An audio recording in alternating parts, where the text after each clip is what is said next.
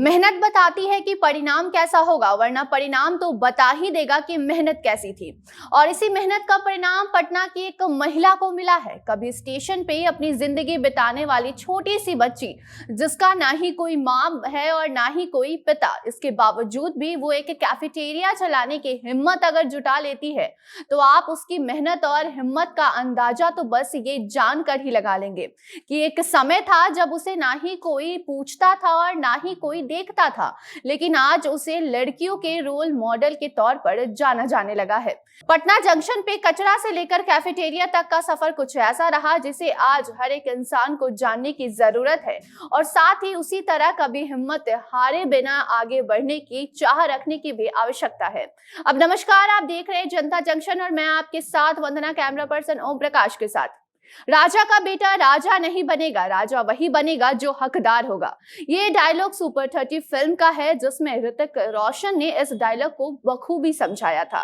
लेकिन आज हम आपको इस फिल्म के बारे में नहीं, बल्कि कुछ इसी डायलॉग के अंदाज में पटना की एक सच्चाई से रूबरू कराएंगे, जहां ज्योति नाम की लड़की, जो कभी पटना के स्टेशनों पे नजर आती थी, आज वो पटना में कैफेटेरिया चलाती हैं।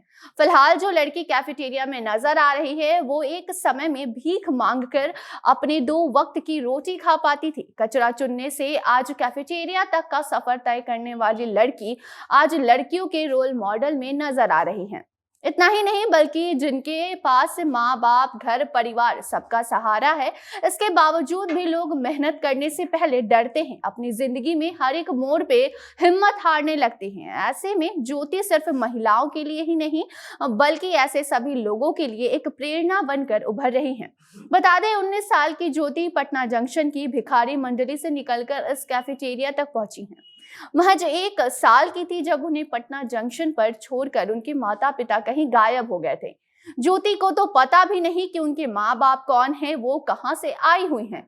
लेकिन इसके बावजूद भी एक दातुन बेचने वाली ने ज्योति को शरण दिया और अपने बच्चे से भी ज्यादा प्यार किया, और उसी के साथ मिलकर ज्योति भी पटना जंक्शन पर भीख मांगती, कचरे उठाती। लेकिन उनकी बुरी किस्मत ने मुंह बोली माँ को भी उनसे दूर कर दिया। यानी कि उस औरत का भी देहांत हो गया जिसने ज्योति की देख रेख की जिम्मेवारी संभाली थी। जिसके देहांत के बाद ज्योति फिर से अकेली हो गई। वो मुश्किलों भरी राहों पे चलने की हिम्मत जुटा पाई। प्रशासन को ज्योति के बेसहारा होने की खबर मिलते ही उसे रैम्बो राजवंशी नगर में रहने को कहा गया, और उस समय मात्र 10 वर्ष की थी ज्योति, और उसी वक्त से कड़ी मेहनत की शुरुआत भी उन्होंने की और अपने अंधेरे भरी जिंदगी को रोशनी देने की चाह में निकल पड़ी।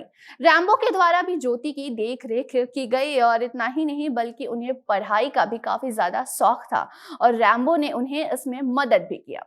जी हाँ, उनकी पढ़ाई को लेकर पूरा ध्यान दिया गया, और ज्योति ने भी कड़ी मेहनत से मैट्रिक परीक्षा देने से लेकर उसके परिणाम तक पूरा सहयोग दिया। और सिर्फ पढ़ाई ही नहीं, बल्कि अन्य कला में भी ज्योति की रुचि थी, और उन्होंने उसका बखूबी इस्तेमाल भी किया था। कहते हैं, सफलता भी उसी की तरफदार होती है, मेहनतें जिसकी वफादार होती है, और इसी मेहनत का परिणाम ज्योति को मिला। उसके करीब मेहनत और लगन को देखकर एक कंपनी के द्वारा उन्हें कैफेटेरिया चलाने का काम दिया गया।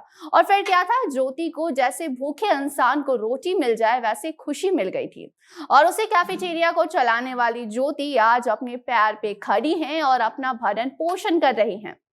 ज्योति का तौर तरीका, बॉडी लैंग्वेज और जिस तरीके से वो इंग्लिश बोलती हैं, उससे आप पता ही नहीं लगा पाएंगे कि वो वही ज्योति हैं जो कभी कचरा चुनती थी। आज वो कैफेटेरिया में काम कर रही हैं। जी हाँ, जिसके बाद वो लड़कियों के साथ साथ जो मेहनत से डरते हैं, हिम्मत वाले नहीं होते हैं, उन सभी के लिए एक प्रेरणा के रूप में नजर आ रही हैं।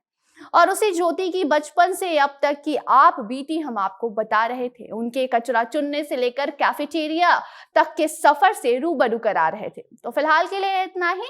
नई जानकारी के साथ फिर हम हाजिर होंगे, तब तक के लिए धन्यवाद।